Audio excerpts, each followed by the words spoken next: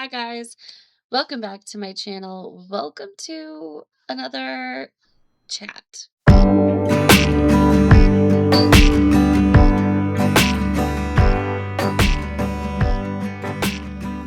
Butterfly chat? I still haven't named these. So again, leave me comments with ideas for names. I have a couple of things on my mind right now that I want to talk about. One is something that I mentioned on Instagram that I do want to share just a few thoughts about on here, but also a really exciting acknowledgement of what's coming next for me. And I'm really excited. So stay tuned for that. Keep watching if you want to find out. Okay, so there's been a lot going on, right? Uh, both probably personally, everybody's probably really busy. It's almost summer, which I feel like no matter where you are in life, it probably ends up looking different from the spring into the summer. And like, there's probably a transition into summer, and summer probably looks different than the rest of the year. And for me, that's finishing out our school year. We had our last day of school yesterday. And yesterday, from when I'm recording this, I'm recording this on a Saturday. And um, we homeschool. So yesterday was our last day for this homeschool year. And now I shift into camp mode. If you've watched my channel for a while, you will know that I help direct kids program camps. And I'm very excited. I think it's going to be a really fun year. And so that's coming up. And summer just gets really busy in a lot of other different ways. So, yeah, that's where everything with that is. But also, there's been a story going around social media that's just been going crazy. I watched and I watched it, and I wasn't sure what I was gonna do in response to it. Like, did I really want to say something? Should I say something? Is this something I should even respond to?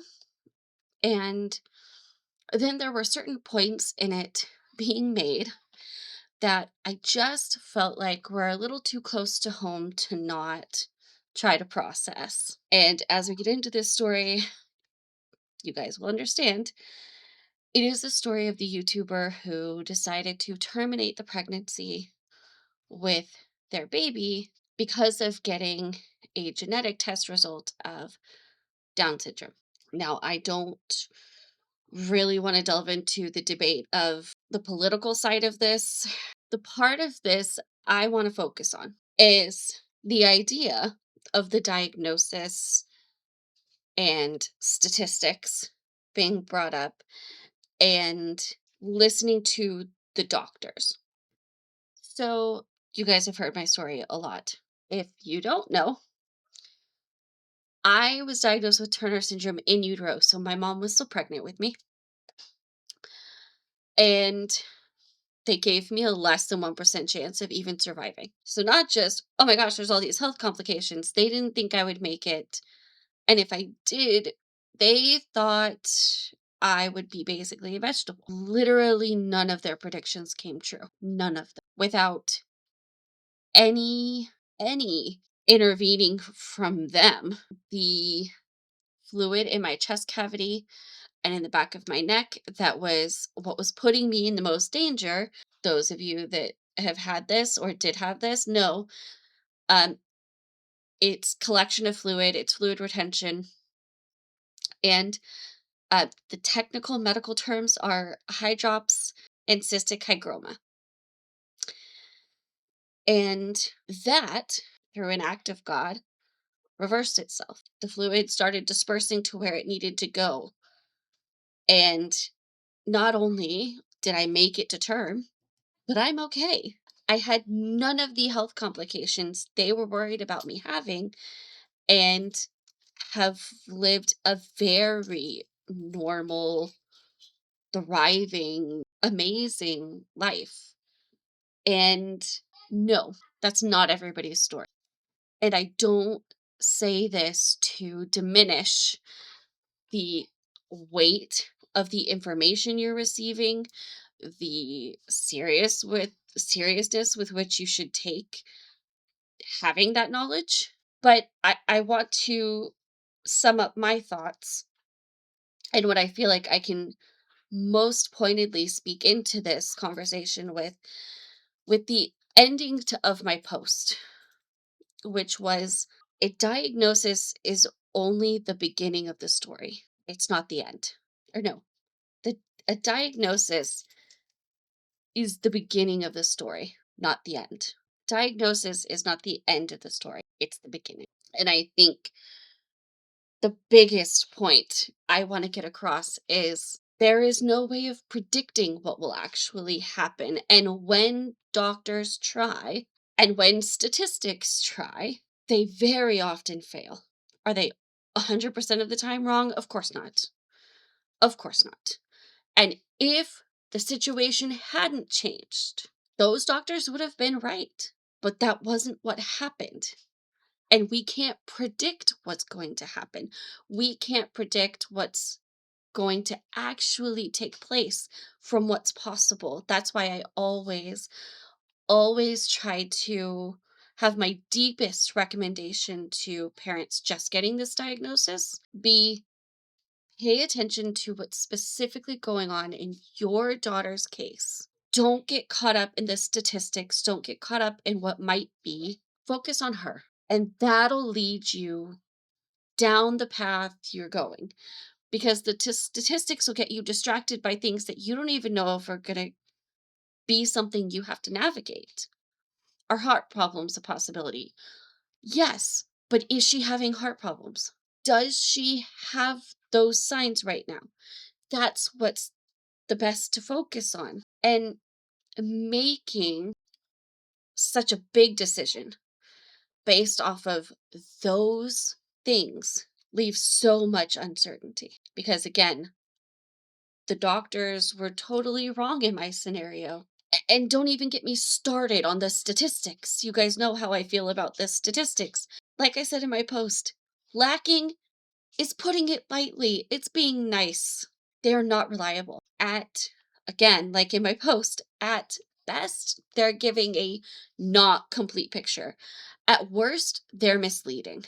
And I think that is an important context to look at these situations with because getting the diagnosis again is just the beginning. You need so much more information to know what's going on, to know what you're really facing, to even actually understand the situation. Diagnosis is a name that's been given to a group of possible symptoms. Has no guarantee of what your child will actually look like in any way, shape, or form. And that is the biggest point I want to try to get across to everyone looking at this scenario and having this conversation is the diagnosis is just the beginning. It's not the complete story. You still don't know enough to understand the situation. And now that leads me to my news. So if you follow me on Instagram, if you follow the Studio Sessions podcast, you have already been hearing me talk a little bit about this. I am making another film. I am so excited. So, I don't want to give too much away yet.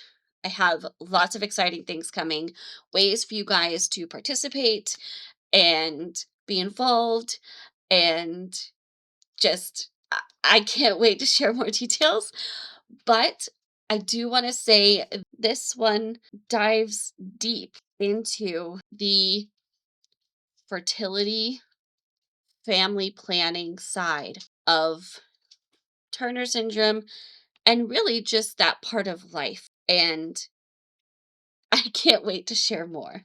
I am so excited to be working on this. If you guys have been around for a while, you know how deeply this topic affects me. And so it's a really personal, important, passionate topic for me.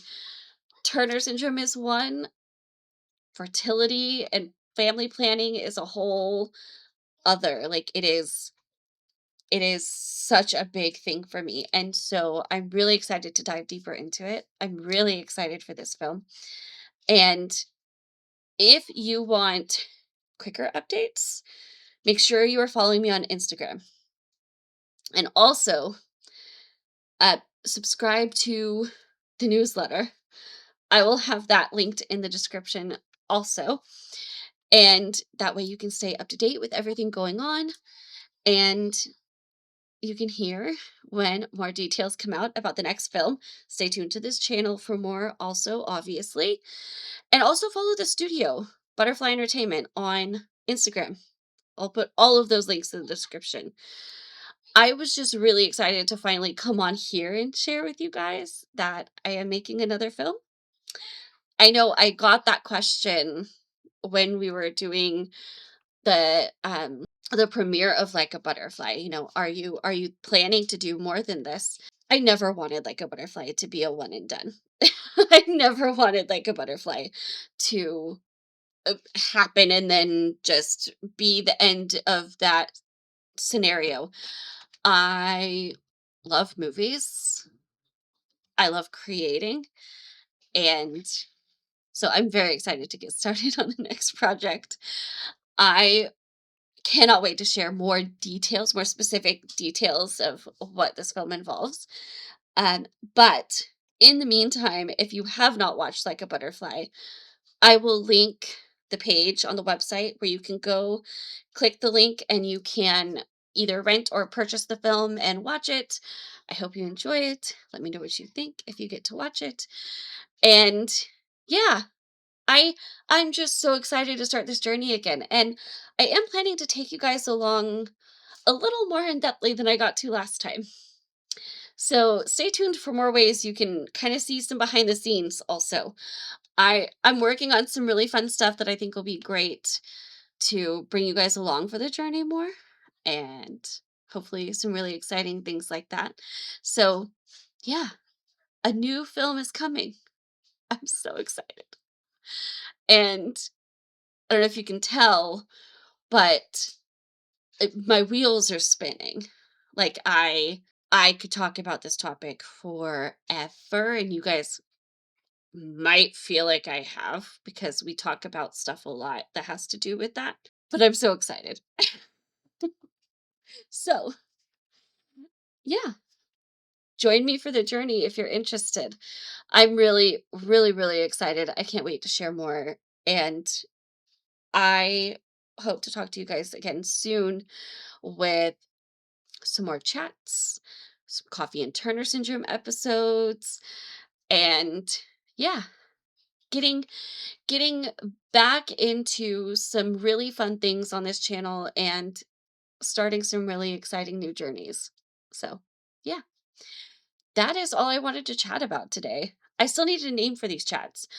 I'm just calling them butterfly chats for now. Let me know your thoughts. Let me know your name suggestions below. And I will talk to you guys in the next chat. Bye.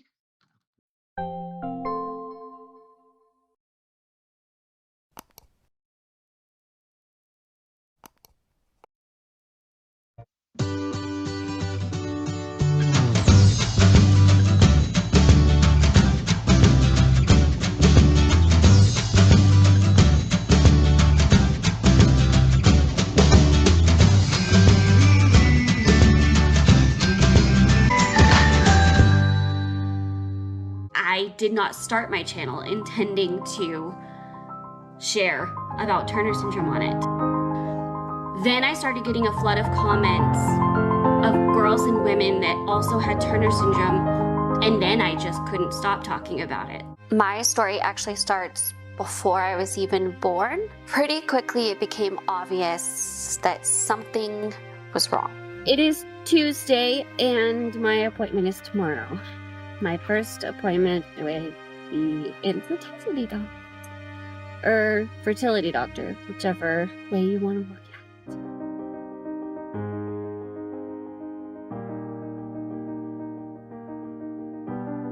My name is Brooke, and I have Turner syndrome.